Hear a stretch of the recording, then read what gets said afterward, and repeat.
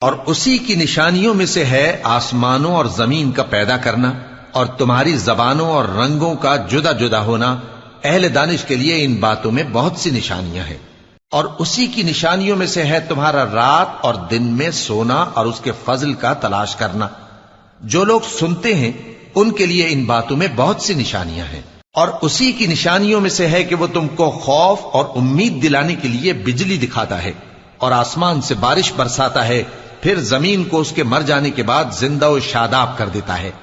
عقل والوں کے لیے ان باتوں میں بہت سی نشانیاں ہیں۔ اور اسی کی نشانیوں میں سے ہے کہ آسمان اور زمین اس کے حکم سے قائم ہیں، پھر جب وہ تم کو زمین میں سے نکلنے کے لیے آواز دے گا تو تم جھٹ نکل پڑو گے۔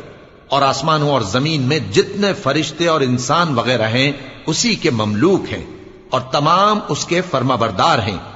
اور وہی تو ہے جو خلقت کو پہلی دفعہ پیدا کرتا ہے، پھر اسے دوبارہ پیدا کرے گا، اور یہ اس کو بہت آسان ہے۔ اور آسمانوں اور زمین میں اس کی شان نہایت بلند ہے، اور وہ غالب ہے، حکمت والا ہے۔ وہ تمہارے لیے تمہارے ہی حال کی ایک مثال بیان فرماتا ہے کہ بھلا جن غلاموں کے تم مالک ہو وہ اس مال میں جو ہم نے تم کو عطا فرمایا ہے تمہارے شریک ہیں، اور کیا تم اس میں ان کو اپنے برابر مالک سمجھتے ہو؟ اور کیا تم ان سے اس طرح ڈرتے ہو جس طرح اپنوں سے ڈرتے ہو؟ اس طرح ہم عقل والوں کے لیے اپنی آیتیں کھول کھول کر بیان کرتے ہیں، مگر جو ظالم ہیں وہ بے سمجھے اپنی خواہشوں کے پیچھے چلتے ہیں۔